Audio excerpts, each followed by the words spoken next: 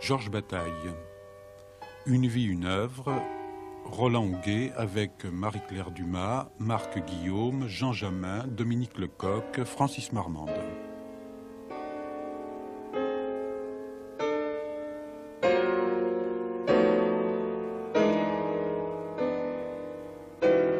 Si l'on parle de Georges Bataille, il est évident qu'une des clés biographiques de son œuvre nous est donnée à la fin de L'Histoire de l'œil, un de ses premiers textes, lorsque l'auteur, qui fut d'ailleurs un des premiers intellectuels de sa génération à se faire psychanalyser, nous révèle quelques traumatismes de son enfance entre un père monstrueusement impotent et une mère devenue folle.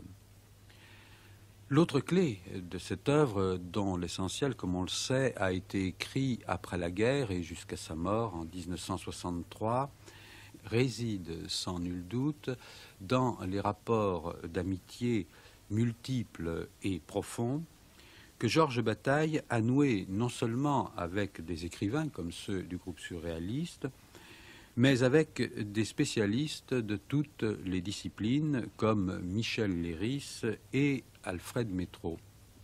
Et cette soif d'échange et de communication explique comment ce bibliothécaire tranquille, qui aurait pu se contenter d'être un exégète officiel, est devenu l'animateur de revues comme Document ou Acéphale et un des fondateurs du collège de sociologie, et que par là même il a été vraiment au carrefour de l'intelligence de son époque.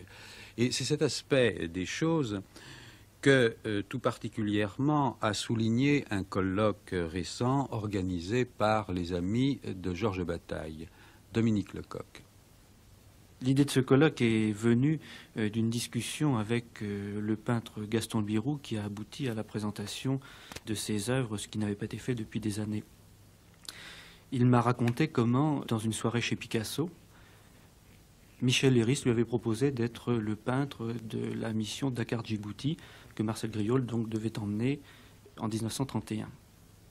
Il a accepté parce qu'il se trouvait dans une certaine difficulté théorique, une certaine difficulté à savoir ce qu'était la peinture, compte tenu de l'évolution qu'elle avait subie dans cette époque. Et en faisant cette exposition, en rassemblant les documents, nous avons été frappés à l'association des Amis de Georges Bataille, par le fait que Georges Bataille, par l'intermédiaire de la revue Documents, avait été en contact avec des ethnologues, des écrivains, des peintres, qui tous, à un moment ou à un autre, s'étaient frottés finalement à ce qu'on appelait à l'époque l'ethnographie, ou des ethnographes qui étaient eux-mêmes devenus des écrivains, ou des écrivains qui étaient devenus des ethnographes. Enfin, il y avait un mélange tel que l'idée nous est venue, compte tenu des difficultés ou des impasses où se trouvent parfois un certain nombre de théories ethnologiques actuellement, l'idée nous est venue de revenir sur une certaine conception littéraire de l'ethnographie qui avait été à l'origine de la science. Et de voir un peu comment les deux avaient pu s'interpénétrer. Voilà. Évidemment, l'exemple le plus évident, c'est Michel Léris, qui a commencé comme écrivain surréaliste et a fait une carrière d'ethnologue, tout en poursuivant cette carrière d'écrivain. Séduit par les documents ethnographiques, les masques. Hein. Oui, tout à fait. Oui. Alors, ce colloque s'est donc mis en place. J'ai pris contact avec le Centre coopératif de recherche et de diffusion d'anthropologie qui a son siège à la Maison des sciences de l'homme. Du côté des ethnologues, l'enthousiasme a été très évident. Et nous avons donc mis en place cette sorte de confrontation entre des gens de disciplines très diverses, puisqu'il y a à la fois des écrivains, des ethnologues, des psychanalystes, des philosophes. Et mais confrontation qui ne semblait pas aller de soi, puisqu'il semble bien que les ethnologues se veuillent de plus en plus scientifiques. Et je ne sais pas si les écrivains se veulent de plus en plus littéraires, j'en douterais davantage. Mais enfin, il faut bien dire que votre colloque y reposait un peu sur une sorte de quadrature du cercle au départ. Oui, une gageure. Et je suis content que vous le souligniez parce que notre objectif à l'association des Amis de Georges Bataille, c'est non pas d'être des hagiographes, mais précisément de produire des situations dans lesquelles un certain nombre de choses peuvent avancer. Et je crois que c'est ce qui s'est passé dans ce colloque. D'ailleurs, c'était tout à fait étonnant de voir dès la première matinée à l'ouverture qui a été faite par M. Maurice Godelier, directeur scientifique du CNRS, de voir que d'abord il s'est présenté lui-même comme un lecteur de Bataille, en faisant bien la part entre son travail scientifique et la lecture de Bataille. Je veux dire qu'il n'a pas fait un lien d'une manière évidente. Mais dans la confrontation qui a eu lieu et dans la réponse que lui a faite par exemple M. Marc Guillaume, qui est économiste, on s'est bien aperçu que finalement il y avait deux lectures de Bataille qui s'affrontaient, l'un à travers une conception de l'ethnologie et l'autre à travers une conception de l'économie. Et si vous voulez, dans cette idée, qui à mon avis est tout à fait fondamentale, c'est que pour M. Godelier, l'homme qui était en cause était avant tout l'homme des besoins, alors que pour Marc Guillaume, qui se référait beaucoup plus à Bataille, c'était l'homme du désir. Et au fond, nous avons parlé de l'homme, et c'est bien ça, après tout, l'anthropologie, mais c'était pas tout à fait le même homme, suivant la lecture que les uns et les autres avaient fait de Bataille. Marc Guillaume, votre communication sur la notion de dépense, je crois, chez Bataille, en relation peut-être avec ce que les économistes peuvent penser de la chose, a suscité un certain nombre de réflexions. La première chose peut-être, avant de discuter, serait peut-être de nous dire ce qu'est cette notion de dépense et deuxièmement, est-elle récupérable par les économistes? Cette notion de dépense, elle est fondée sur l'idée que Georges Bataille a introduite il y a maintenant déjà une cinquantaine d'années, puisque ses premiers travaux remontent à 1934. Donc elle est fondée sur l'idée que les problèmes les plus redoutables qui sont posés à l'humanité sont non pas ceux de la rareté, mais ceux d'un excès, ce que pose un excès d'énergie, et il prend la métaphore de l'excès d'énergie solaire, ce caractère infini de l'énergie dont nous disposons. La matière vivante serait toujours en excédent. Toujours, elle aurait à résoudre des problèmes parce que les conditions écologiques au sens large font qu'elle se développe, elle s'étend dans ses constructions biologiques ou dans ses constructions matérielles sans limite. Et donc, il faut dépenser cet excès. C'est ça la notion de dépense. Assez paradoxal a priori. Oui, ça peut paraître paradoxal, et vous voyez, pour prendre un exemple de paradoxe que l'actualité nous fournit, nous avons dans l'actualité, nous avons la conscience de rareté. En particulier, nous avons la conscience de la rareté de l'énergie, comme on dit, en pensant aux hydrocarbures, la rareté du pétrole.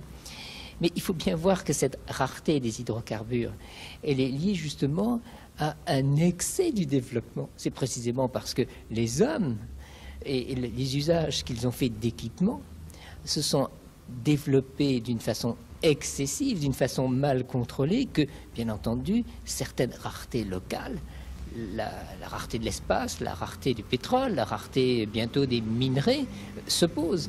Alors, c'est une rareté locale qui, finalement, n'est que la surface, l'écume des choses, mais qui s'enracine dans un excès de la race humaine, non seulement un excès démographique de la race humaine, peut-être, mais surtout un excès dans ses usages et dans ses proliférations, dans ce que Bataille appelait ces proliférations osseuses que représentent les usines, que représentent nos activités industrielles. Alors, cette notion de dépense, elle a été beaucoup critiquée et, en particulier, je crois que les économistes ont souvent ou bien refusé de la prendre en compte ou alors l'ont critiquée de façon assez sévère. Je crois que quand les économistes l'ont critiquée, c'est une situation de malentendu. Mais je dirais qu'il y a, je vais revenir sur cette question du malentendu, mais il y a eu plus grave que la critique. Il y a eu l'indifférence, l'oubli, le rejet dans une insignifiance. Et même, je dirais, le découpage. On a rendu hommage au Georges Bataille, poète, écrivain, mais on a fait comme s'il fallait séparer l'œuvre de Bataille, ethnologue, un peu moins, mais en tout cas de Bataille, économiste. Et je signale au passage que ceci est tout à fait grave, parce que Bataille lui-même, avec une certaine solennité, dit au début de la part maudite, dans les premières lignes, qu'il a passé 20 ans à écrire ce livre d'économie politique. ce n'était pas un économiste du dimanche. Il avait vraiment consacré une partie essentielle de son œuvre à l'économie. Donc il y a là un oubli. Et lorsque certains économistes rejettent et critiquent, comme vous le dites, et vous avez raison, d'abord ils sont peu nombreux, mais ceux qui l'ont fait, en général, c'est un malentendu. Le malentendu, pour le dire très, très rapidement, vient que les économistes se posent des questions de gestion, d'organisation de la vie industrielle. Et bien entendu, de ce point de vue-là, l'approche de Bataille n'est pas opératoire. On devrait bien comprendre que Bataille, finalement, a fait un travail plutôt sur l'essence de l'économie. C'est plus une réflexion sur ce qui fonde, en dernière instance, l'économie, c'est-à-dire sur la raison économique, sur la raison de l'ordre économique industriel. De ce point de vue-là, il ne faut pas opposer le Bataille épistémologue aux économistes d'aujourd'hui. Après tout, quand on veut organiser une entreprise, un pays, il est certain que la réflexion de Bataille n'est pas à utiliser. Et donc, elle n'est pas à rejeter non plus. En revanche, si on s'interroge sur le destin des sociétés industrielles, je crois que l'œuvre de Bataille est incontournable.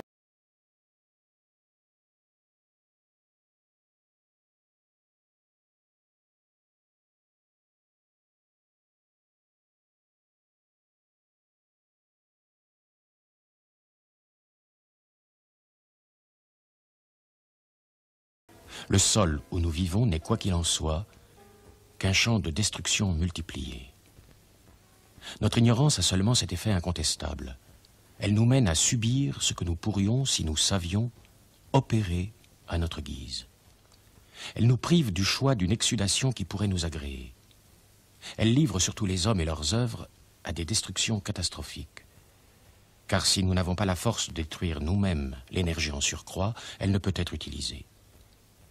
Et comme un animal intact qu'on ne peut dresser, c'est elle qui nous détruit. C'est nous-mêmes qui faisons les frais de l'explosion inévitable. Ces excès de force vive, qui congestionnent localement les économies les plus misérables, sont en effet les plus dangereux facteurs de ruine. Aussi la décongestion fut-elle de tout temps, mais au plus obscur de la conscience, l'objet d'une recherche fiévreuse. Les sociétés anciennes la trouvèrent dans les fêtes. Certaines édifièrent d'admirables monuments qui n'avaient pas d'utilité.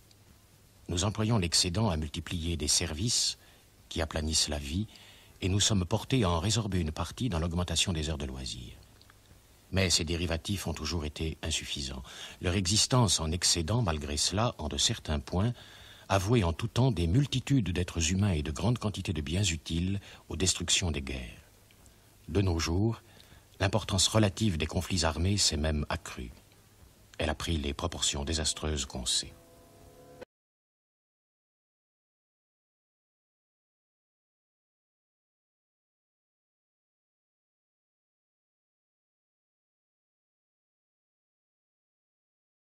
Au-delà de tout cela, est-ce qu'il avait une position, dans le fond, je pourrais dire qu'il était une position de source?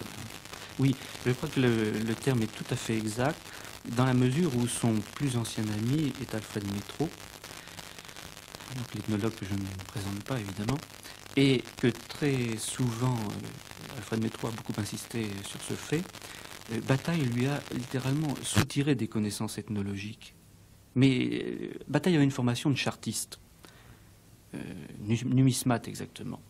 Et il est évident que pour lui, l'ethnologie n'était pas une préoccupation première. Encore qu'il ait eu sans doute la tentation d'être ethnologue lui-même, puisqu'il a appris le chinois et le tibétain, ce qui laissait entendre qu'il souhaitait faire des voyages très lointains. Mais il n'a pas mis ses projets sans doute à exécution.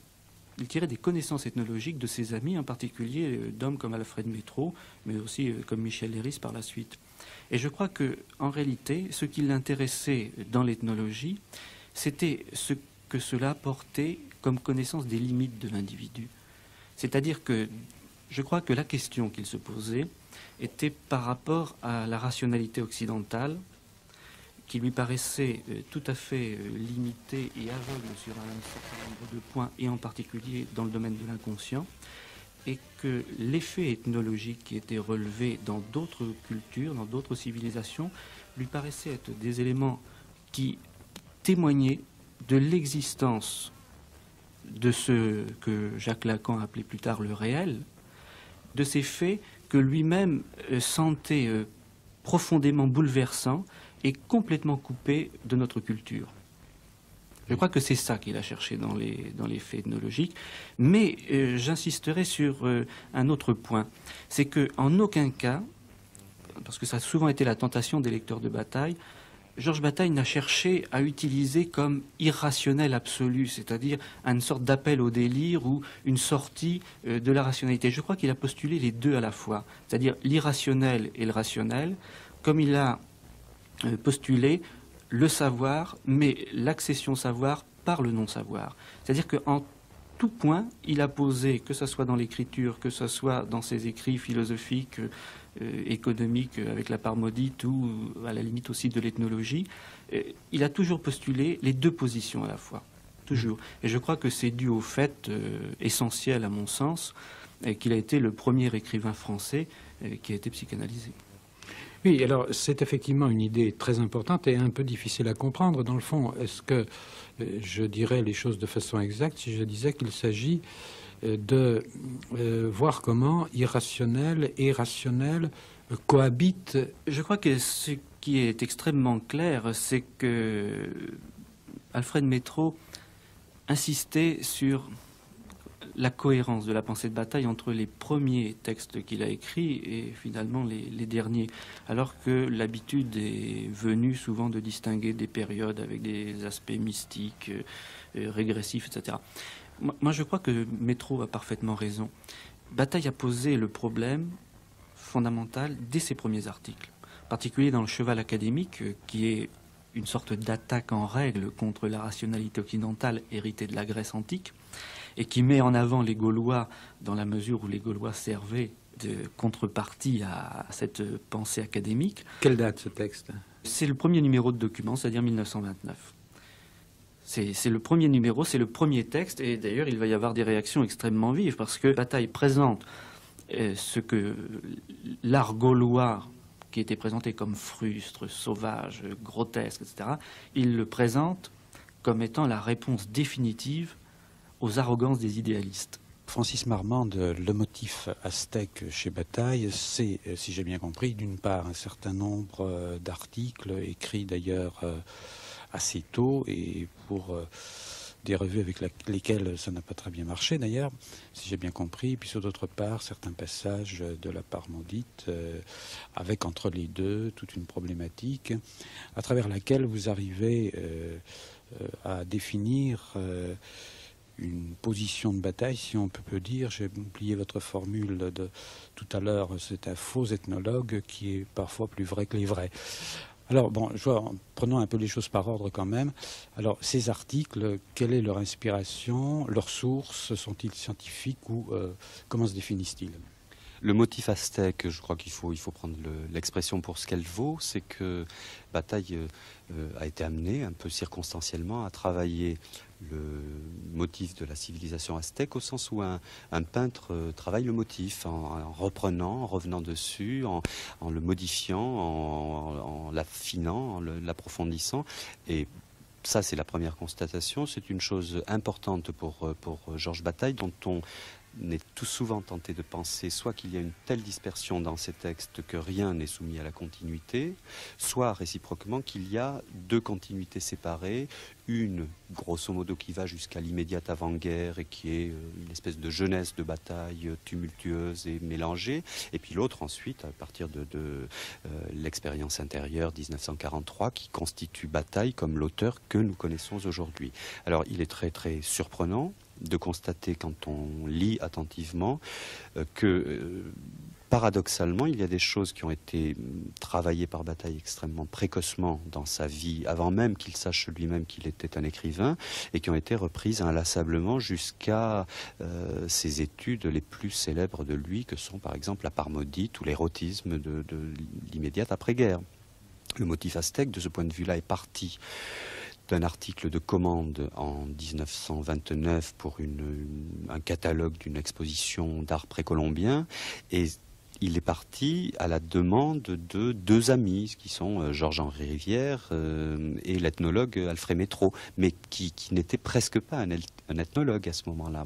Et Bataille a assimilé très rapidement quelques connaissances que Métro lui transmettait du cours de Mauss, auquel il n'assistait pas lui-même, des connaissances qu'il assimilait comme on peut assimiler des connaissances amicalement, c'est-à-dire dans des promenades, des déambulations, rue de Rennes, Métro lui disait voilà ce que Mauss a dit aujourd'hui, et Bataille a développé ça d'une façon intuitive qui est à la fois surprenante, très très injuste du point de vue scientifique et très éblouissante du point de vue du déchaînement imaginaire de ce qu'il pouvait avoir entendu d'un savoir qu'il n'avait pas reçu lui-même. Il faut aussi être tout de même réservé là-dessus. Bataille était un bibliothécaire et c'était un érudit et c'était un homme qui lisait beaucoup. Donc je ne veux pas dire par là qu'il a exploité 3 ou 4 idées, 2 ou 3 lectures et qu'il en a fait un débordement génial. Mais effectivement, il n'était pas un homme de terrain, il n'était pas un spécialiste, il n'avait aucune raison particulière de s'intéresser à la civilisation aztèque. Et pourtant, à partir de la rencontre avec Métro, à partir de la demande de Rivière, eh bien, il a fait 4 ou 5 feuillets sous le titre L'Amérique disparue en 1929, dont on poursuit la continuité d'exploration dans la notion de dépense, dans sa théorie de l'hétérologie, dans son comportement politique d'avant-guerre, je dirais, et puis alors dans les grandes entreprises d'après-guerre que sont la part maudite ou l'érotisme. Alors une chose m'a frappé, c'est la lecture de Sahagún. Je crois, si j'ai bonne mémoire, que la traduction française date de 1938, donc nous sommes à une période postérieure à celle dont vous parlez. Enfin, il me semble que Sahagún, c'est un texte tout à fait magnifique et important. Et est-ce que vous savez comment Bataille en a eu connaissance? Alors, la réponse est immédiate, c'est que c'est par Métro qu'il a eu connaissance de Sahagún. Et la question de la traduction, vous ne me surprenez pas, mais je pense que Bataille, qui a fait l'effort pour d'autres préoccupations de sa vie, d'apprendre des langues orientales, de se mêler de savoirs linguistiques très très extérieurs à ses propres pratiques, ne devait pas avoir du tout de difficulté à lire l'espagnol. Il a séjourné en Espagne en 1921, je crois, 22, pardon. C'est à cette occasion-là qu'il a rencontré d'ailleurs Métro en lui racontant son expérience d'hispanophile travaillant en Andalousie. Et donc, je pense qu'il a pu avoir très facilement accès au texte de Sahagún directement. Aux environs de la Pâque de Résurrection, on procédait à l'immolation d'un homme jeune et d'une beauté irréprochable. Il était choisi entre les captifs 1 an plus tôt. Dès lors, il vivait comme un grand seigneur. Il parcourait la ville portant des fleurs à la main au milieu des gens qui lui tenaient compagnie. Il saluait gracieusement toutes les personnes qu'il rencontrait, et de leur côté, celles-ci, qui le prenaient pour l'image de Tezcatlipoca, l'un des plus grands dieux, se mettaient à genoux devant lui et l'adoraient. De temps à autre, on l'apercevait dans le temple, en haut de la pyramide, Cuauhtémoc. Il y jouait de la flûte, soit de jour, soit de nuit, quand il lui plaisait de s'y rendre, et après avoir joué, il encensait vers les autres parties du monde, puis retournait à son logis. Il n'était pas de soin qu'on ne prît pour l'élégance et la distinction princière de sa vie. On lui donnait à boire de l'eau salée s'il engraissait, pour qu'il gardât ses dimensions fluettes. 20 jours avant la fête du sacrifice, on donnait à ce jeune homme 4 jeunes filles bien faites, avec lesquelles il avait des entretiens charnels pendant ces 20 jours. Ces 4 jeunes filles qu'on lui destinait étaient aussi délicatement élevées dans ce but. On leur donnait les noms de 4 déesses. 5 jours avant la fête où la victime devait être sacrifiée, on lui rendait les honneurs d'un dieu. Le roi restait dans son palais, tandis que la cour suivait le jeune homme. On lui faisait des fêtes dans des endroits frais et agréables. Le jour de sa mort étant venu, on le conduisait à un oratoire appelé Tlacochcalco. Mais avant qu'il y arrivât, étant parvenu à un point nommé Tlapitzanayan, ses femmes s'écartaient de lui et l'abandonnaient. Quand il arrivait au lieu où l'on devait lui donner la mort, il montait lui-même les degrés du temple, et à chacun d'eux, il brisait l'une des flûtes qui lui avaient servi à faire de la musique pendant toute l'année. Quand il arrivait au sommet, les prêtres qui s'étaient préparés à lui donner la mort s'emparaient de lui, le jetaient sur le billot de pierre, et tandis qu'on le tenait couché sur le dos, bien assuré par les pieds, les mains et la tête, celui qui tenait le couteau d'obsidienne le lui enfonçait d'un coup dans la poitrine, et après l'avoir retiré, Il introduisait la main dans l'ouverture que le couteau venait de faire et lui arrachait le cœur qu'il offrait immédiatement au soleil. La part maudite, Georges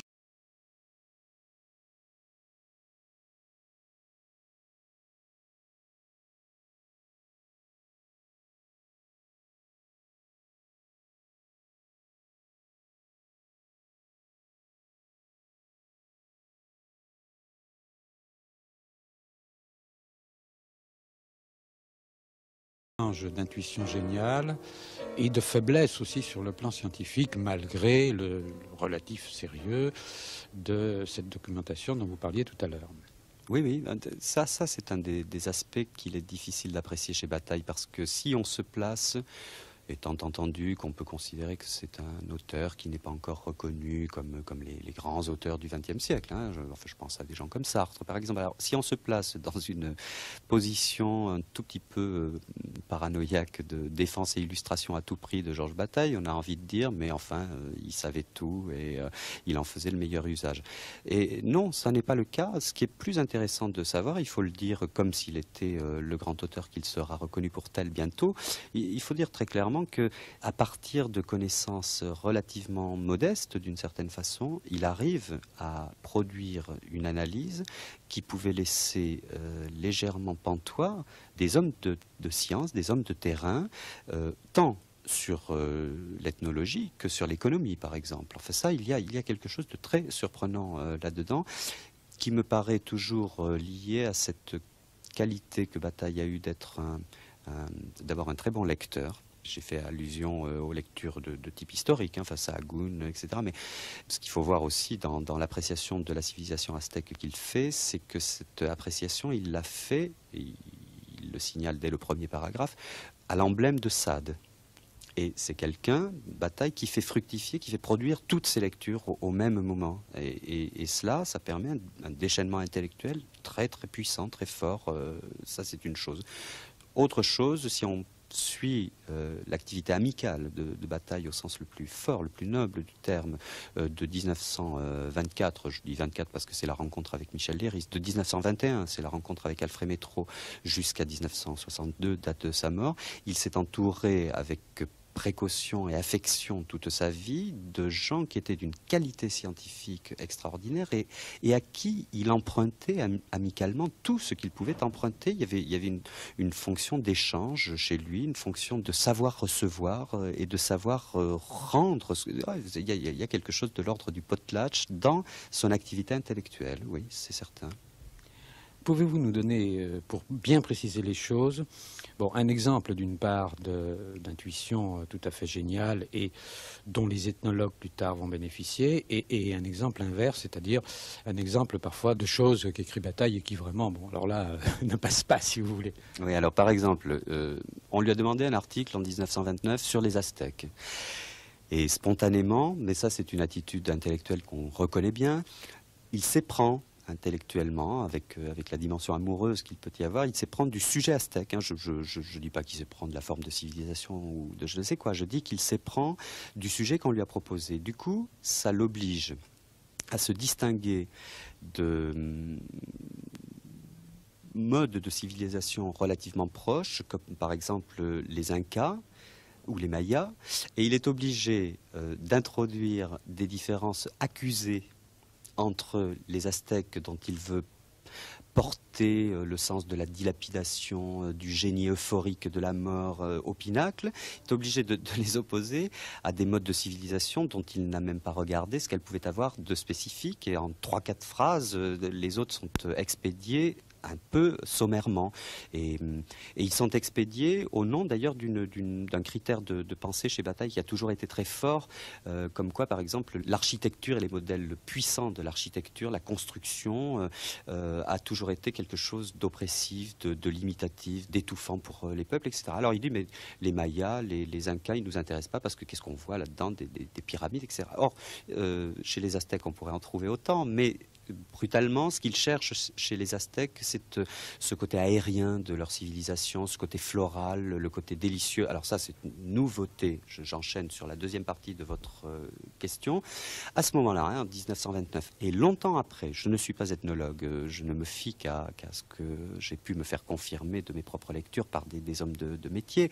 Longtemps après, les ethnologues ou les écrivains ou les penseurs de la civilisation aztèque n'avaient pas aperçu totalement que, bien sûr, il y avait chez les Aztèques une dimension sanguinaire, solaire, extrêmement douloureuse et très difficile à apprécier, mais qu'en même temps, il y avait quelque chose de l'ordre de la jubilation, du bonheur et de la douceur de vivre qui n'est pensable que dans une pensée parfaitement paradoxale de la civilisation.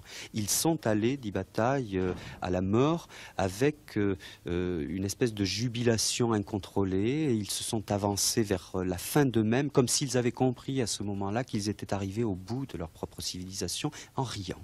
Et cela, si vous lisez aujourd'hui tout ce qui essaie de se dire sur les Aztèques vus donc dans les années 80, avec tout le travail ethnographique qui s'est continué et qui est maintenant infiniment plus puissant que ce qu'un Bataille peut en dire, mais on constate des coïncidences de résultats entre les meilleurs chercheurs et ce que, oui, par une espèce de finesse intuitive, Bataille posait et qui n'était pas vu du tout à l'époque. Mais il y a des détails plus techniques, disait Métro, que Bataille avait vu en 1929 et que les ethnologues n'avaient pas aperçu à ce moment-là, sur par exemple le rôle des marchands dans la civilisation aztèque, avec un certain nombre de comportements par rapport à l'échange pardon, au sacrifice, au potlatch, etc.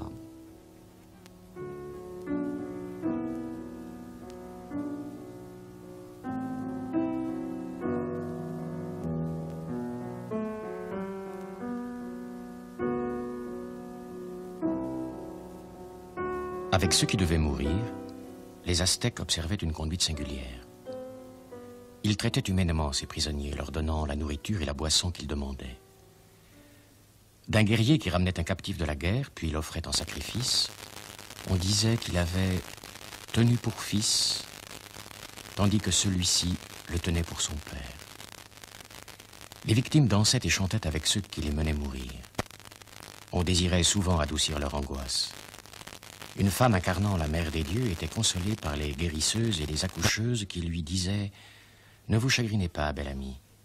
Vous passerez cette nuit avec le roi. Réjouissez-vous donc. » On ne lui faisait point comprendre qu'on devait la tuer parce que sa mort devait être pour elle soudaine et inattendue. Les condamnés d'ordinaire n'ignoraient rien de leur sort et devaient de force veiller la dernière nuit, chantant et dansant. Il arrivait qu'on les enivre, ou que pour chasser l'idée de la mort prochaine, on leur donne une fille de joie. Cette dure attente de la mort était inégalement supportée par les victimes. Des esclaves qui devaient mourir pendant l'une des fêtes de novembre, on nous dit qu'ils se rendaient chez leur maître pour prendre congé d'eux, précédés par un homme qui portait une écuelle pleine d'encre. Ils chantaient à tue-tête, à s'en briser la poitrine, et en arrivant aux maisons de leur patron, ils trempaient leurs mains dans l'écuelle et venaient ensuite les appliquer au seuil des portes et sur les piliers où restaient leurs empreintes. Ils allaient faire la même opération dans les maisons de leurs parents. Quelques-uns d'entre eux qui étaient gens de cœur avaient la force de manger, mais d'autres, pensant à la mort qu'ils allaient bientôt endurer, ne se sentaient pas le courage d'avaler. Une esclave qui représentait la déesse Ilamat Tecultli était tout entière habillée de blanc, parée de plumes blanches et noires, le visage peint, à moitié noir, à moitié jaune. Avant de tuer cette femme, on la faisait danser au son des instruments joués par les vieillards, se mêlant à la musique des chanteurs. Elle dansait en pleurant, soupirant, opprimée par les angoisses, à la pensée de la mort qui était proche. La part maudite, Georges Bataille.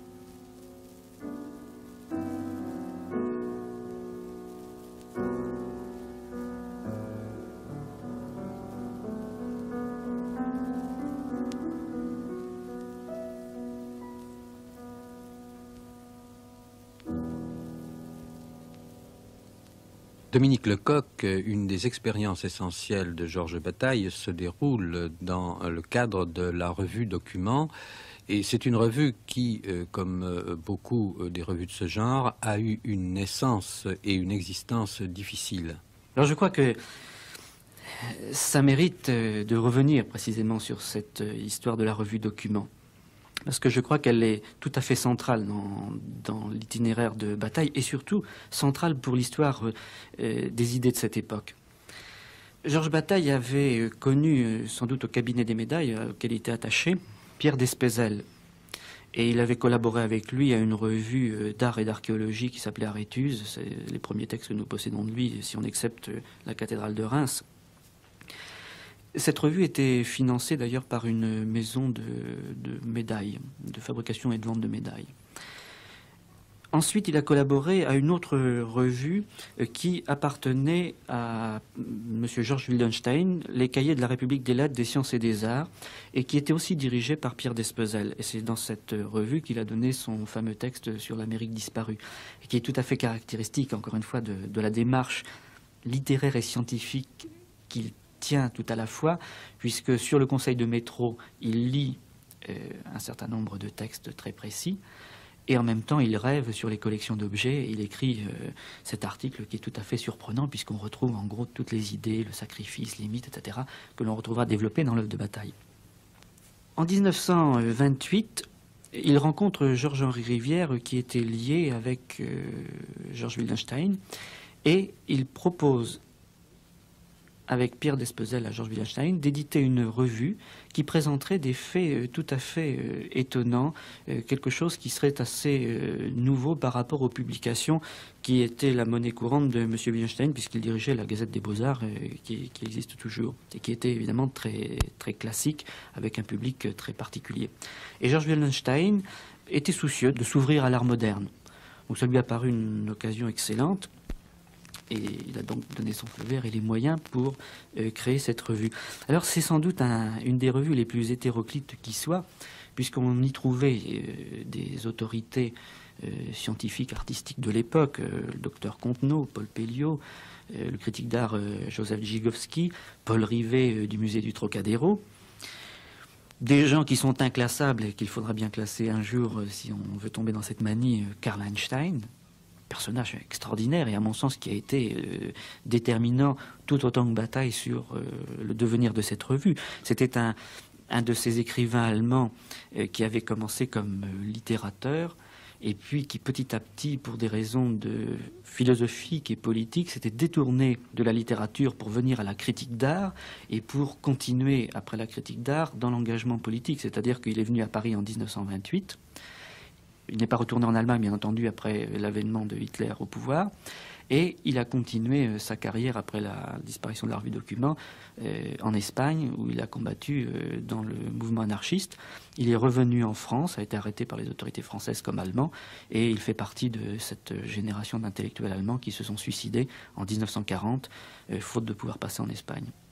Mais c'est un personnage tout à fait étonnant. D'ailleurs, je crois qu'à l'heure actuelle, il existe à Berlin un Karl Einstein Institute, c'est-à-dire qu'il est considéré tout à fait comme un écrivain, un critique d'art tout à fait important. Et Karl Einstein n'écrivait pas le français. Il écrivait ses articles en allemand.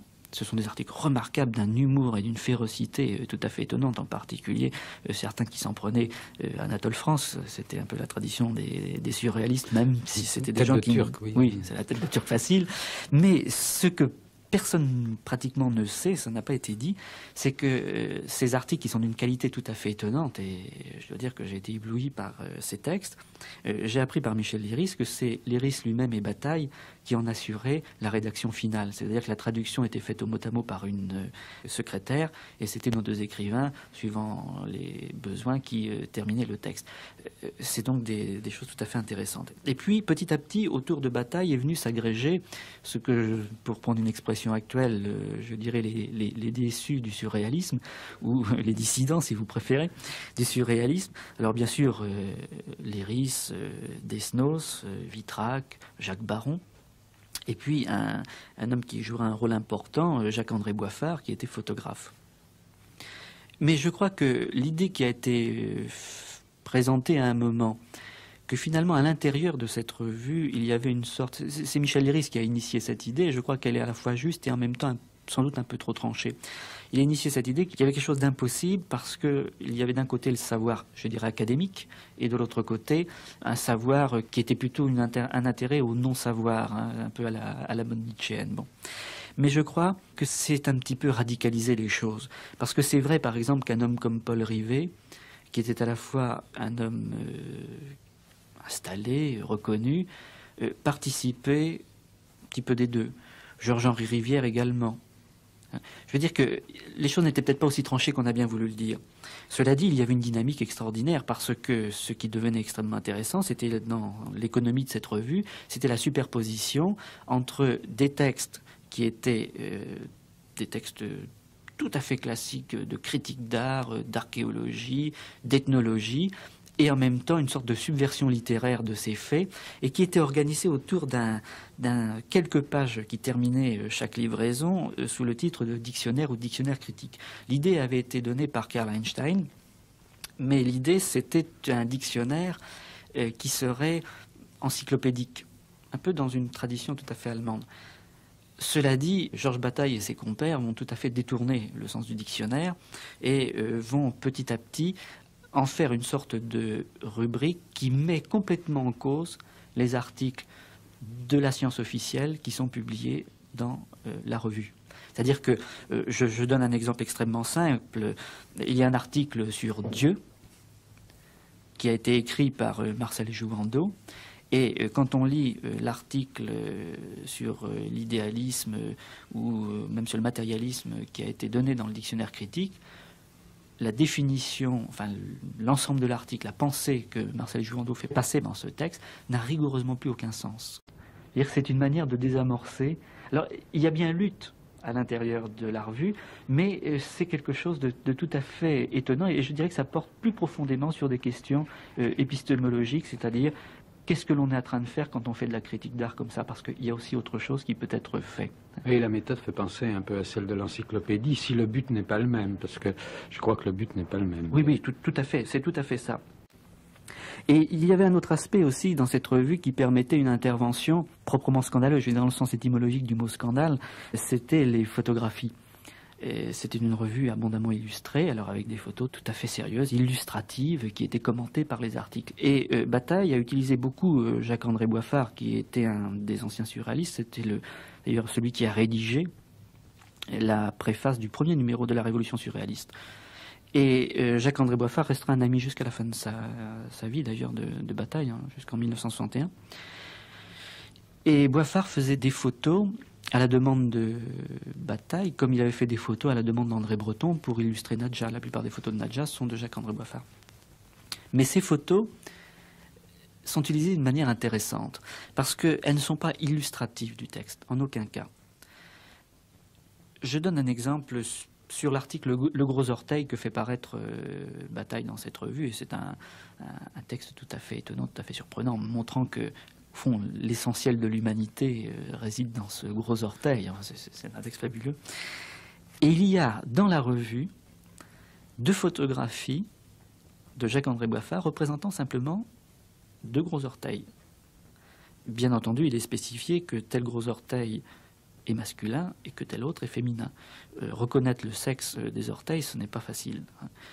Et dans une revue intitulée Documents, avec pour sous-titre Beaux-Arts, ethnologie, etc., la photo a fait un scandale extraordinaire.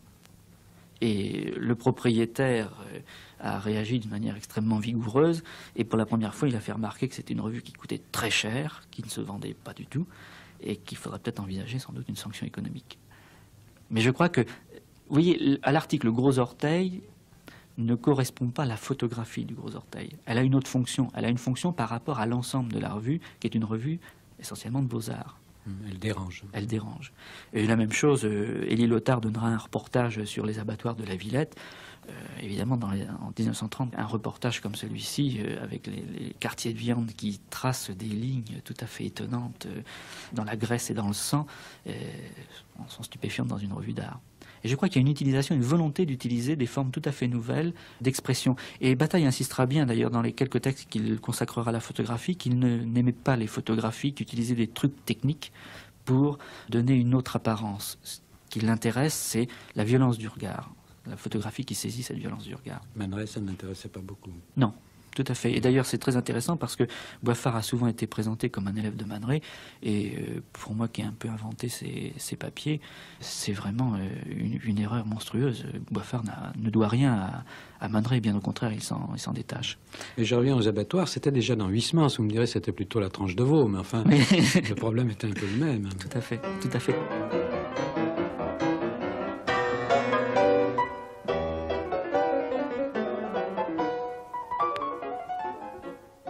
Marie-Claire Dumas, on ne s'attendait pas tellement à trouver Desnos dans la revue Document, enfin peut-être que certains s'y attendaient, mais moi j'avoue que ça m'a surpris. Non, ce n'est pas surprenant. En effet, la revue Document démarre en 1929, quand le groupe surréaliste éclate, explose. Desnos fait partie de ceux qui s'en vont avec les RIS. Et Breton a lui-même marqué dans le second manifeste que tous ceux qui partaient se réunissaient autour de Bataille pour faire un nouveau groupe, c'est le groupe Document. Je dois dire que pour un lecteur habituel des surréalistes, on ne voit pas très bien de rapport entre Desnos et Bataille. On a même un peu, si vous voulez, le sentiment quand même d'une certaine antinomie d'inspiration. Bon, pour prendre un exemple, La fourmi de 18 mètres avec un chapeau sur la tête, même si c'est un texte un peu, bon, disons, qui n'est pas absolument représentatif, mais entre ce qu'écrit Bataille et ça, il y a quand même un monde, si vous voulez. C'est vrai, il y a tout un aspect de Desnos qui est bien selon La fourmi, et que Desnos d'ailleurs inaugure ce type de poésie, il l'inaugure dès le début des années 30 pour les enfants de Lys de Harme et de Paul de Harme. Mais il y a aussi un autre côté qui apparaît de manière violente, et je crois qu'il faut le marquer, justement dans les années 29-30. C'est le moment de la rupture avec le groupe surréaliste. Il faut se souvenir que Desnos écrit à ce moment-là, outre sa participation au cadavre qui piétine Breton de manière violente, ce qu'il a appelé un troisième manifeste du surréalisme qui n'a que quelques pages et qu'il publie dans une revue, le Courrier littéraire de Jeanne Merle. Et ce qui est frappant dans ce troisième manifeste, c'est quand même qu'il y a là une proposition de définition du surréalisme qui est antinomique à l'occultation du surréalisme. D'un côté, le surréalisme doit être occulté comme une doctrine pour le petit nombre de gens initiés. C'est une doctrine épurée, etc. À cela, Desnos oppose le surréalisme ouvert à tous. Un surréalisme, je dirais, démocratique, si ce terme avait un sens à côté. Et il définit le surréalisme non pas comme un mouvement qui exalterait une montée, le surréalisme, mais au contraire, le mouvement qui intègre l'individu de manière passionnée, imaginaire quelquefois, mais qui intègre l'individu dans la réalité, qui lui donne prise sur la réalité. Tout se passe donc dans ce troisième manifeste, comme si Desnos faisait déjà la critique du préfixe surréalisme, qui sera faite par Bataille ensuite. Alors, sévérité postérieure de Breton à l'égard de Bataille, mais ça, on ne va pas en parler, pour l'instant du moins. Il y a, dans la revue Document, donc, un texte ou plusieurs textes de Desnos. Il y a 10 textes de Desnos qui se répartissent entre les numéros de documents de la fin de 1929, de septembre à décembre, et du début de 1930 jusqu'au numéro 4. Cela fait 10 textes qui sont des textes soit sur des thèmes comme le mystère d'Abraham juif par exemple, ou l'imagerie moderne, des textes de critique, d'évocation picturale, un texte sur Picasso. Il y a aussi des textes sur le cinéma. Bref, ce sont des textes assez variés. Et en particulier, il démarre par un premier texte de la chronique et du dictionnaire définissant certains termes, le terme deuil. Et la participation de Desnos s'intitule « Image de l'œil ». Oui. Enfin, tout le monde fait le rapport avec ce que Bataille a pu écrire par la suite. Alors, je crois que parmi ces textes, vous en avez sélectionné comme plus significatifs. Les RIS, au témoignage de Georges-Henri Rivière, suggèrent que Desnos écrive sur un des personnages de l'alchimie, qui est Abraham Juif, dont on n'a entendu parler que par les écrits de Nicolas Flamel. Et en effet, Desnos publie dans Document numéro 5, en octobre 1929, un texte intitulé « Le mystère d'Abraham Juif ». Et Desnos fait en réalité, comme proposé, ce texte avec ces circonstances particulières que l'instigateur ayant été Léris, l'illustrateur sera Bataille, et qui donne à cet article 3 images comme illustration tirées d'un manuscrit du XVIIe siècle qui reproduit les dessins que Flamel aurait lui-même portés sur le cimetière des Innocents en s'inspirant des données du livre d'Abraham Juif. Alors, ce texte m'a particulièrement intéressé, d'abord parce qu'il venait selon cette filière, et puis parce qu'il est nommément désigné dans le second manifeste par André Breton, immédiatement à la première publication du second manifeste, dans la Révolution surréaliste, numéro 12, c'est-à-dire aux alentours du 15 décembre. En effet, André Breton fait remarquer que, probablement au même moment, Desnos et lui ont utilisé le personnage d'Abraham Juif et l'histoire rapportée par Nicolas Flamel dans leur texte, l'un dans le second manifeste et l'autre donc dans son article. Il se pose la question de savoir s'il y a véritablement une rencontre des pensées, indépendamment d'une information qui leur aurait été donnée. Et c'est pourquoi d'ailleurs Georges-Henri Rivière va lever l'hypothèse, enfin plutôt le mystère, en révélant dans le numéro de document de décembre que, en fait, Desnos ne pouvait pas avoir eu une information sur le travail que faisait Breton, ni non plus un court-circuit de pensée, puisque c'était Léris qui était l'instigateur de cet article. Alors de tout cela, je pense qu'on peut tirer peut-être 2 ou 3, sinon conclusions, du moins hypothèses d'interprétation. La première portant sur l'ensemble de ces textes qui se sont croisés en quelque sorte dans le texte de Desnos lui-même. C'est que tous ces textes, à cette époque-là, progressent du point de vue de leur réflexion à travers un système de pensée qui est un système analogique. Par exemple, pour n'en donner qu'un exemple, eh bien, Breton déclare, de même qu'Abraham Juif est connu par Nicolas Flamel, de même Lautréamont et Rimbaud sont connus et développés par les surréalistes et le groupe surréaliste. Cette pensée se retrouve sous une forme plus condensée dans le texte même de Desnos. Lautréamont, c'est l'Abraham Juif, finalement, de la poésie et de sa transmission dans la période contemporaine. Mais des raisonnements analogiques se trouvent aussi chez Léris, et évidemment, ils trouvent leur origine, je dirais, dans la pensée alchimique elle-même, qui résonne fondamentalement par analogie, n'est-ce pas? Le monde humain est analogue du monde naturel et du monde cosmique, etc., du monde extérieur. Alors ça, c'était un premier point, et je trouve que tous ces textes sont d'accord dans leur mode de pensée. Le deuxième point que je pense pouvoir développer est le suivant. Dans la trame de réflexion d'André Breton qui va conduire à cette fameuse assertion, je demande l'occultation véritable, profonde du surréalisme, c'est enfin la formule clé du second manifeste. Le terme d'occultation reste frappant, même si on le trouve tout à fait pertinent. Il faut cacher le surréalisme au profane. Mais ce qui me frappe, c'est que ce terme d'occultation a une relation signifiante à toute une série de termes qui sont venus avant, du style occulte, occultisme et relation évidemment voulue par Breton avec le personnage d'Abraham Juif et celui de Nicolas Flamel. Donc il me semble que l'occultation du surréalisme se fait à l'image de l'occultation du travail alchimique pour les alchimistes qui veulent écarter ceux qu'ils appellent les souffleurs, c'est-à-dire ceux qui font de la chimie, qui soufflent dans leur forge mais qui n'arrivent pas à l'esprit alchimique lui-même. Alors ça, c'est un premier point qui me paraît à marquer, parce qu'au fond, on a pensé que la référence aux livres alchimiques était plus tardive chez les surréalistes. Oui, on la date même presque de l'après-guerre parfois. Oui, c'est cela.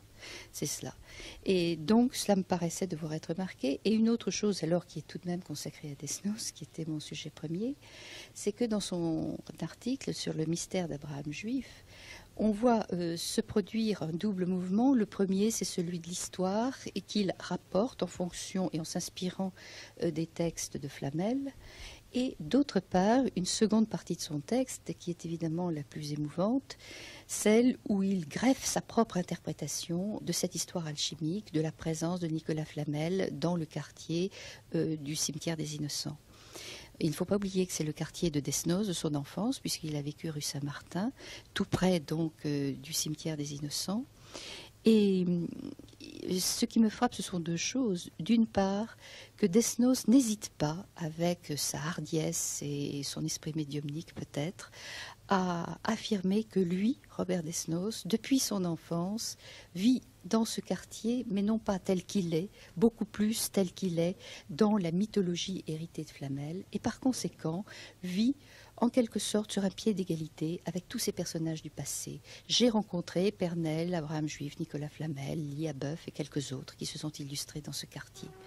Donc, je dirais que l'esprit de compréhension suggéré par Léris, l'esprit ethnologique, Desnos le pousse paradoxalement à non pas l'abandon de soi véritablement, mais l'insertion de soi, de ce jeu qu'il affirme, dans ce passé dont en retour il affirme la survivance. Nicolas Flamel est toujours vivant. C'est vraiment l'esprit des lieux, si je puis dire. Exactement. C'est l'esprit des lieux, et Desnos y a toujours été sensible et restera sensible à l'esprit des lieux, même quand il chante pendant la Résistance, le veilleur du Pont-au-Change. Enfin, c'est encore l'esprit des lieux qui parle. Et puis, d'autre part, ce qui est frappant, c'est qu'il pousse cette évocation du côté poétique. La touche poétique chez lui est toujours présente, même dans un texte en prose, même dans un article, ce qui est encore une forme, disons, de sympathie avec l'objet évoqué, c'est-à-dire la présence de l'alchimie dans ce quartier. Et enfin, je dirais, la touche d'humour reste présente, c'est aussi une dimension fondamentale de sa pensée. En effet, il nous a parlé d'alchimie, de lion noir, lion blanc, lion rouge, lion vert, les étapes de la transformation alchimique. Et ne dit-il pas, imperturbable mais avec un sourire évident, que le matin, quand il se promène à 4 heures du matin, près des Halles, près du square des Innocents, eh bien il voit des monceaux de carottes et de navets, et qu'au fond, il y voit le blanc, le rouge, le vert qui se détachent sur le fond noir de la nuit. Alors, je pense que cet article, qui est riche finalement de beaucoup de possibilités, marque bien cette qualité de poète et d'humour et de tendresse qui est celui de Desnos quand il parle des lieux et quand il parle des êtres. J'ai été frappé quand Bataille a rendu compte d'un certain nombre de livres ethnologiques, ou quand il a fait lui-même un certain nombre de ses travaux, de se garantir en disant je me suis renseigné auprès des meilleurs spécialistes, donc ce que j'écris là, scientifiquement est garanti. Et puis après, il développe sa propre pensée. Mais quand il fait des comptes rendus, par exemple dans la revue Critique, beaucoup plus tard, après-guerre, précisément quand l'ethnologie va prendre cet aspect scientifique, il rencontre par exemple des ouvrages de Claude Lévi-Strauss. Il dira, très simplement, sur le problème de la parenté, Claude Lévi-Strauss a fait un travail extrêmement intéressant. Je vais être obligé de le résumer rapidement parce qu'il faut le comprendre, mais sous-entendu, c'est très ennuyeux. C'est très ennuyeux à lire, c'est pas très intéressant. Les conclusions sont intéressantes, mais le travail lui-même n'est pas très intéressant.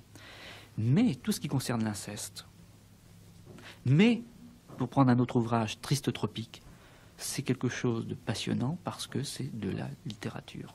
Alors faut-il en conclure à une, disons, suprématie hiérarchique de la littérature pour lui?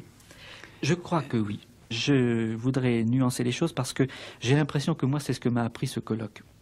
Donc j'aimerais bien ne pas mettre dans les textes de Bataille ce que moi j'y ai lu d'une certaine manière et que j'y ai compris à travers ce colloque.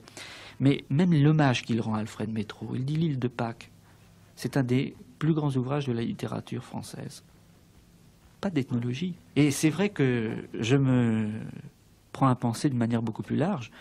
Si l'on prend l'œuvre de Léris, son travail ethnologique est un travail important.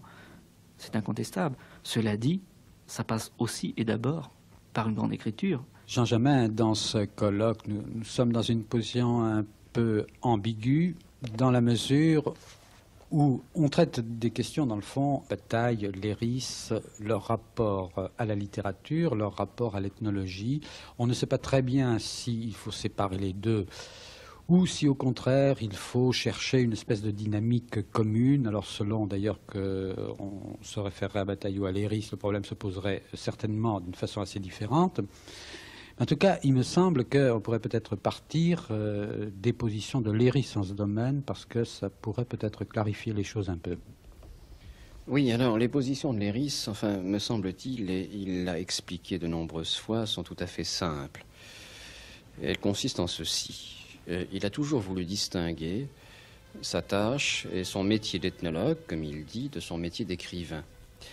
Bon, je crois que l'ambiguïté et qu'on a vu du reste apparaître au cours de ce colloque, c'est de prendre l'Afrique fantôme comme une œuvre ethnologique, ce qu'elle n'est pas, et elle ne s'est jamais donnée comme telle.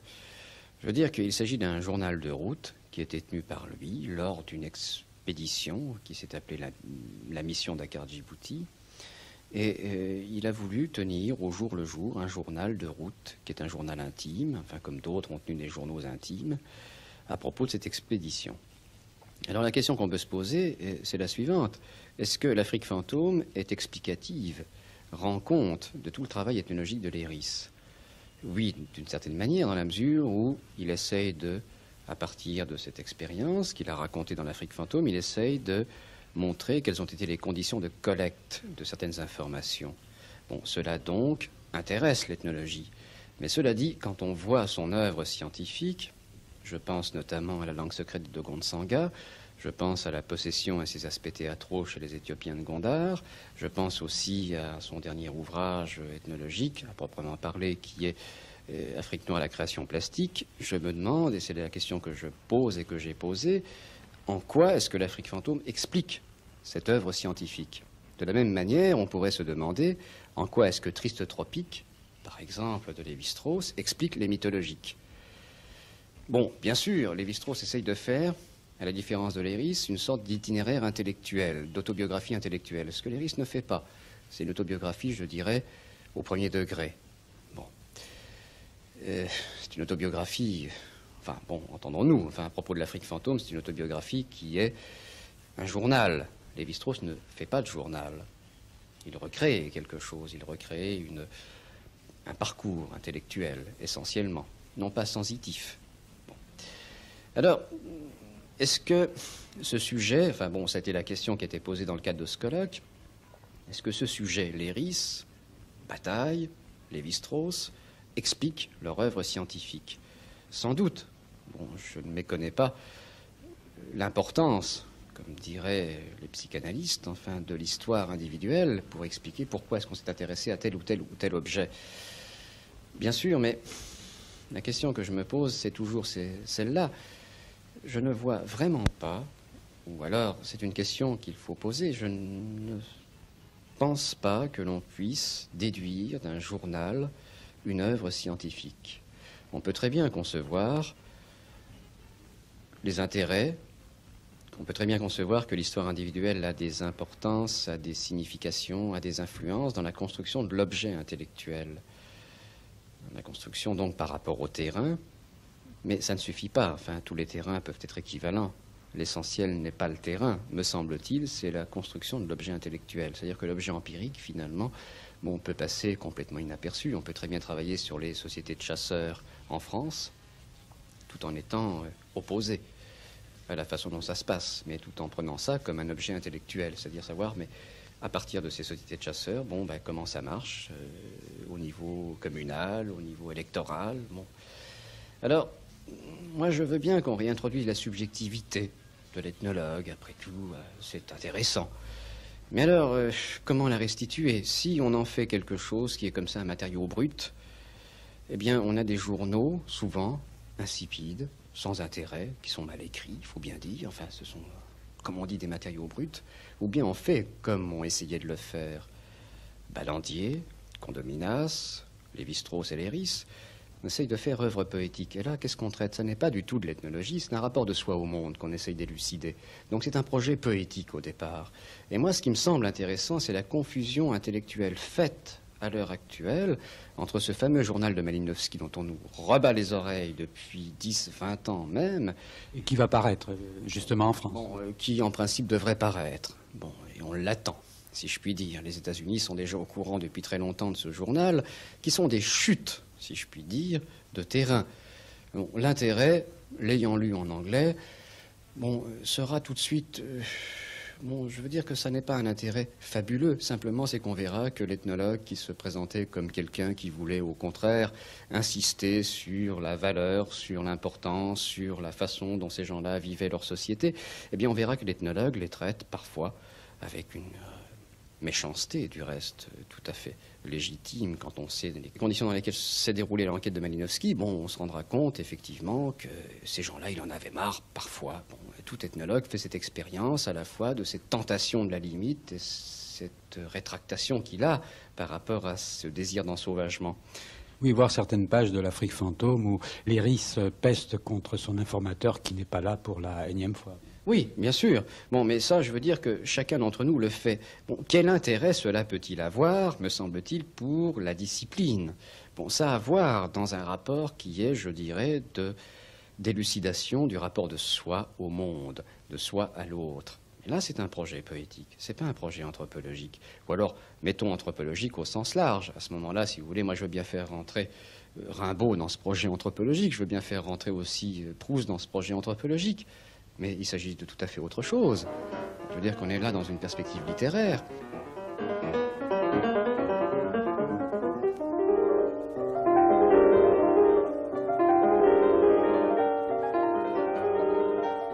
L'animation croissait d'instant en instant. Sur le balcon de la mairie, le garde urbain Képhas se préparait à donner le signal du début de la fête. À 12:01, l'énervement devint testable. On allait et venait, chacun choisissant la place de son goût. Au premier coup de midi sonné par l'horloge municipale, Képhas se mit à souffler dans un ballon de baudruche rouge qui, de plate chiquette qu'il était, se transforma peu à peu en passant par diverses formes bizarres en une sorte de dirigeable qui, se gonflant, s'érigea vers le ciel.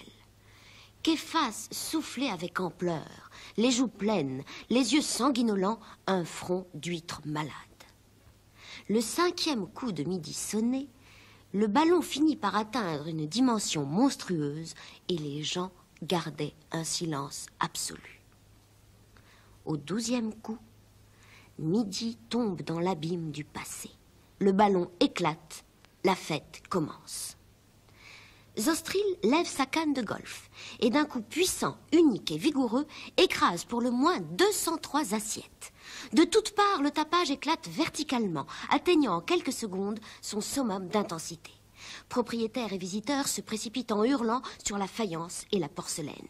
Les uns brisent les saladiers à coups de pied, d'autres, s'emparant d'une large soupière, la lancent dans un lot de compotier et le tout s'effrite avec grand vacarme. Les saucières et les beurriers valsent en l'air et s'écrasent à terre avec fracas. Se spécialisant dans la destruction des soucoupes, des connaisseurs se les cassent méthodiquement sur le crâne. Certains jonglent, puis abandonnent tout à coup la pratique de leur adresse. Les assiettes semblent un moment s'immobiliser en l'air, puis piquent du nez et se fracassent sur le sol. D'autres s'assoient brutalement dans de grands plats ovales, pour les meurtrir. Un fantaisiste s'emprisonne la tête dans un sucrier et se délivre d'un coup de cafetière. Le buzoqueux piétine sa collection en beuglant. Manuel concasse à coups de talons les rébus de Choumac. Sous les pieds ardents de Robert, les tasses à thé de Machut depuis longtemps ne sont plus que poudre. Au fracas et au hurlement se mêlent des cris aigus. À cette exaltation vient se joindre enfin le tac-tac d'une mitraillette. Nabonide descendait lui-même sa vaisselle. Il balayait de son tir les 65 750 objets en porcelaine, sans compter les coquetiers, qu'il avait charriés jusque-là. Et les beurriers sautaient, et les saucières pétaient, et les raviers éclataient, et les piles d'assiettes voltigeaient. De seconde en seconde, augmentait le tas de leurs débris. En moins de 10 minutes, il ne restait plus un seul objet de faïence ou de porcelaine qui ne fût en pièces. Peu à peu, propriétaires et visiteurs cessèrent de mugir. Quelques convaincus recherchaient les assiettes qui avaient pu échapper à la destruction pour les briser. On n'entendait plus que le crépitement de la mitraillette s'acharnant sur le monceau des morceaux. Les fragments s'émiettaient, les miettes se pulvérisaient. Un nuage de poussière s'élevait vers le ciel. Puis, le tir cessa. La fête était terminée, la place entière recouverte d'une couche de débris épaisse pour le moins de 10 cm. Il n'y avait eu que 5 blessés. 2 par Nabomide avec son arme à feu, 1 par Zostril qui, balançant un coup de canne dans ses assiettes, avait fendu le crâne d'un touriste imprudent. Les 2 autres s'étaient entamés les yeux avec des bouts de faïence. Raymond Queneau, La Saint-Glinglin.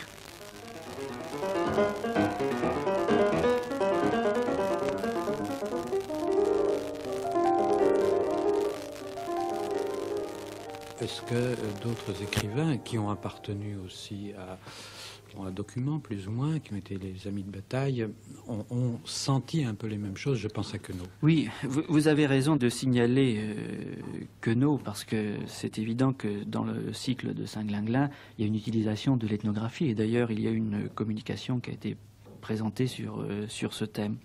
Mais c'est vrai que lorsque l'on regarde l'ensemble des écrivains de cette époque, on s'aperçoit que les plus grands se sont frottés à l'ethnologie. Je pense à Anton Artaud avec les Tarahumara et aussi avec le théâtre baliné, enfin, ce qui est d'une certaine manière un travail ethnologique, dès 1931. C'est-à-dire que ça me paraît tout à fait indissociable d'une certaine expérience qui était, à mon avis, dans ces années 30, une façon de sortir de cette rationalité occidentale qui était vraiment la question, qui était posée à la fois par la situation de la société dans son ensemble, dans la crise économique qu'elle connaissait, mais également, je pense, par l'ouverture tout à fait fabuleuse, dans le sens littéral du terme, qu'ouvrait la découverte de l'inconscient freudien. Moi, je crois que tout ça s'est mêlé. Parce que c'est quand même tout à fait frappant de voir que des gens comme Griaule, comme Bataille, se sont retrouvés par la suite, par exemple dans la société d'ethnographie qui avait été faite pour étudier d'une certaine manière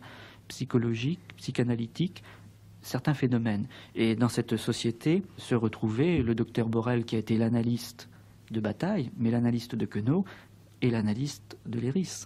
Allende aussi, je crois. Le docteur Allende, bien sûr. Et quand, à l'issue de ce travail de la société d'ethnographie, Bataille va créer la société de psychologie collective, eh bien, on retrouvera la plupart de ces personnes qui seront dans le comité d'organisation. Bon, la société ne fonctionnera pas très bien, mais il y avait une intention qui était déjà dès ces années 36-37 de lier la connaissance ethnographique avec la connaissance de l'inconscient. Et c'est tout à fait étonnant quand on connaît son œuvre qu'un homme comme Griaule ait été mêlé à cette affaire. Je veux dire que c'est un réel problème. Et c'est vrai que ce problème était tellement incontournable que Claude Lévi-Strauss, d'une certaine manière, y répondra sans aller dans la démarche jusqu'au bout. Et l'œuvre de quelqu'un comme Georges Devreux à l'heure actuelle, manifestement, procède d'une démarche identique et parallèle. Vous savez, Bataille a été soumis à un double reproche de la part de Breton et de Sartre dans ces années-là, en 1929 précisément par Breton, par Sartre en 1943, comme quoi il n'était qu'un assis de bibliothèque, avec le côté méprisant que ça pouvait avoir. Oui, on peut être un assis de bibliothèque et avoir un sacré talent de lecteur. Alors ça, c'est une chose. La deuxième chose, je n'y reviens pas, c'est la rencontre amicale, la dimension affective de la rencontre, l'écoute portée aux amis. Et la troisième chose, c'est une expérience de l'écriture qui n'est ni celle de l'écriture scientifique, parce qu'elle est toujours beaucoup plus brimée que cela, ni celle de l'écriture commandée, et qui est l'écriture à ouverture poétique, au sens où Bataille disait que, bien sûr, Triste Tropique, par exemple, de Lévi-Strauss, il a écrit ça après-guerre, c'est un beau livre documentaire, mais c'est surtout un très grand livre d'écrivain. Chez lui aussi, il y avait cette activité d'écrivain au sens propre qui permettait d'ouvrir toutes les circulations possibles à ce carrefour d'influence. Alors, il y a un tout dernier détail qu'on ne peut pas passer sous silence, c'est que la rencontre avec Métro a été faite sous le signe de l'amitié, sous le signe également de la reconnaissance intellectuelle. Ils étaient tous les deux élèves de l'école des Chartes, et sous le signe de ce que Métro appelle une surprenante ressemblance physique. Donc là, il y a quelque chose de mystérieux, de très affectif, de très pulsionnel. Et en tout cas, leur première conversation, ça n'est ni sur l'ethnologie, ni sur l'histoire, ni sur les chartes, ni sur la monnaie, c'est sur l'Espagne. Métro a séjourné en Espagne, Bataille a séjourné plusieurs mois en Espagne en 1922, et une année avant également. Et quand Bataille raconte à Métro des soirées très inattendues qu'il a vécues sous le signe du canteondo, de flamenco, etc. Métro racontait 50 ans après qu'il en avait le souvenir si cuisant qu'il avait l'impression d'avoir assisté lui-même à ce type de soirée. Et puis on sait très bien aussi que Bataille à ce moment-là, comme Michel Léris plus tard, comme ces hommes-là de cette génération, a été à Séville un passionné de tauromachie, et il a vu Granero, ce torero prestigieux de l'époque, se faire encorner, corne dans l'orbite oculaire, dramatiquement mort en arène en 1922. Il a vu d'autres toreros se faire prendre à ce moment-là, car il y avait une surenchère à Séville de jeunes toreros qui essayaient de faire oublier la figure prestigieuse de Joselito qui venait de mourir, et qui, à la demande du public, se livrait à une surenchère parfaitement meurtrière. Bataille a vu la mort de Granero en mai 1922, et 5 jours après, un autre torero est mort dans des circonstances absolument abominables, en hurlant dans l'arène, voilà, il m'a eu, en parlant du taureau, vous avez ce que vous vouliez. Je crois que c'est même pas une métaphore exagérée, je crois que quelqu'un qui a la sensibilité suffisamment excité de Bataille pour écrire l'histoire de l'œil à partir de ces événements-là, puisque c'est ce qu'il fera, n'a pas pu être insensible à tout ce qui se déployait solairement à Séville, de sacrifices, de mise en jeu jusqu'à la mort, d'excès dilapidatoires et puis de surenchère jusqu'à la cruauté finie, enfin de sadisme à la fois au sens vulgaire du terme et puis au sens philosophique du terme. Le 7 mai 1922, les toreros La Rosa, La Landa et Granero devaient combattre dans les arènes de Madrid, les 2 derniers étant considérés en Espagne comme les meilleurs matadors et en général Granero comme supérieur à La Landa. Il venait tout juste d'avoir 20 ans. Toutefois, il était déjà extrêmement populaire, étant d'ailleurs beau, grand et d'une simplicité encore enfantine. Ce qui caractérisait Granero parmi les autres matadors, c'est qu'il n'avait pas du tout l'air d'un garçon bouché, mais d'un prince charmant très viril et aussi parfaitement élancé.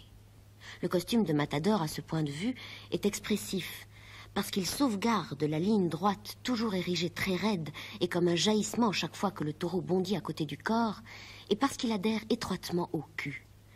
Une étoffe d'un rouge vif et une épée brillante, en face d'un taureau qui agonise et dont le pelage est fumant à cause de la sueur et du sang, achève d'accomplir la métamorphose et de dégager le caractère le plus captivant du jeu. Il faut tenir compte aussi du ciel torride particulier à l'Espagne, qui n'est pas du tout coloré et dur comme on l'imagine. Il n'est que parfaitement solaire, avec une luminosité éclatante, mais molle, chaude et trouble. Parfois même irréelle, à force de suggérer la liberté des sens par l'intensité de la lumière liée à celle de la chaleur.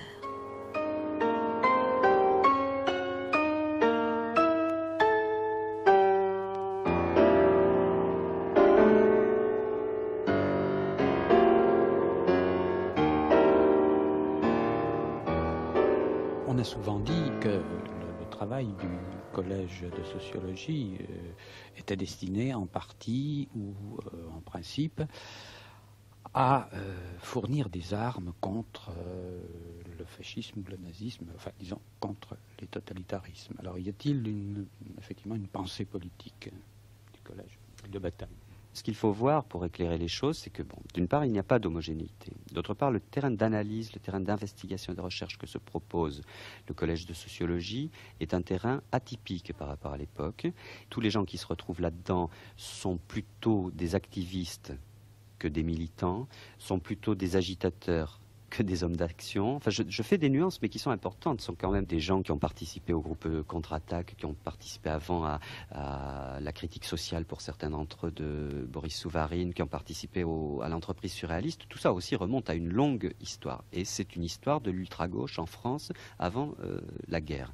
Le collège de sociologie, de ce point de vue-là, reprend les choses en question d'une façon qui a été jugée ambiguë pour plusieurs raisons. D'abord parce que c'est une façon de la reprendre qui est constamment critique, y compris des formes de gauche institutionnelle de l'époque, et donc cela ne va pas sans casse. Ils sont anti-munichois, par exemple? Alors, par exemple, ils sont très nettement anti-munichois, mais je crois que 3 jours après les accords de Munich, ou 5 jours, en fait, dans un délai très bref, le collège de sociologie sort une note. C'est même un de ses actes de décès. Enfin, il continuera de mourir lentement, mais il sort une note qui est d'une violence sur les accords de Munich, disant qu'il ne faut absolument pas accepter cela et que la lutte contre le fascisme et le totalitarisme doit se perpétuer avec des hommes qui se mettront debout. Enfin, il y a toute une espèce de lyrisme de la rue aussi qui vient de Contre-Attaque et qui est très fort. En même temps, par exemple, on trouve Acéphale, qui a publié les notes liminaires du collège de sociologie, qui publie également un article de Bataille sur l'utilisation de Nietzsche par la pensée du Troisième Reich. Et ça s'intitule Nietzsche et les fascistes, et c'est très cinglant pour dire il y a une utilisation détournée, abusive, consternante de la pensée de Nietzsche par son entourage et par les dirigeants politiques du Reich. Et nous, lecteurs de Nietzsche, mais tout le monde sait comment Nietzsche a été difficilement lu en France, longtemps après-guerre, à cause de la pensée allemande, au fond, qu'il représentait. Eh bien, nous, lecteurs de Nietzsche, dit Bataille dans cet article, nous élevons férocement contre cette utilisation abusive de Nietzsche. Alors, je crois que sur l'activité du collège, si on la prend dans ce sens-là, elle est tout à fait nette. Simultanément, il se trouve que le collège, par son activité déplacée, décalée, désaxée, cherchant à décentrer tous les lieux de savoir, cherchant à mettre en critique tous les lieux de critique, cherchant une mise en crise généralisée de la société, c'était son projet. Bon, ils étaient bien peu nombreux et bien peu écoutés pour le faire, mais enfin c'était leur projet, admettons-le.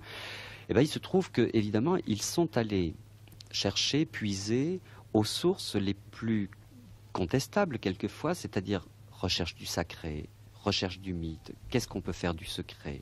Je dis bien secret par rapport à sacré. Tout ça concurremment à Acéphale qui se développait. Comment développer une énergie communautaire devant la puissance totalitaire qui s'élevait? Et alors, beaucoup de lecteurs ont dit, mais enfin attention, ça ce sont des composantes qui appartenaient aussi bien à l'idéologie fasciste, et qu'est-ce qu'ils font? Ils les reprennent d'une autre façon. Les choses ne sont pas si simples. Je crois que le collège de sociologie, qui comportait dans ses rangs des gens qui avaient été extrêmement précocement préoccupés par le fascisme. Bataille, en 1934, dit aujourd'hui, je vais écrire un essai sur le fascisme en France. En 1934, c'est tout de même un effort. Il l'a pas fait. Bon, il y a une histoire de l'écriture qui passe là-dessous, mais c'est quand même un effort intéressant. Dans le collège de sociologie, il y a quelqu'un comme Anatole Levitsky qui a été l'un des fondateurs du mouvement de résistance du Musée de l'Homme, qui est un des premiers mouvements de résistance de Paris. Il est mort héroïquement fusillé. Mais enfin, je veux dire par là que ces gens-là n'étaient pas des indifférents, ça on le sait, mais qui n'étaient pas non plus des compromis. Enfin, c'était des gens qui étaient dans une forme d'engagement dont la part de danger ou la part maudite était qu'elle n'était pas assimilable aux formes d'engagement que l'on connaissait à l'époque dans la gauche institutionnelle. Je laisse la droite de côté, on a assez à faire déjà. Dans la gauche institutionnelle ou dans les formes d'ultra-gauche de l'époque. Le collège de sociologie se mettait encore ailleurs et il a essayé d'être attentif à des formes sociales que, au fond, personne d'autre n'admettait d'étudier, alors qu'elles étaient les composantes mêmes de ce qui allait faire le désastre.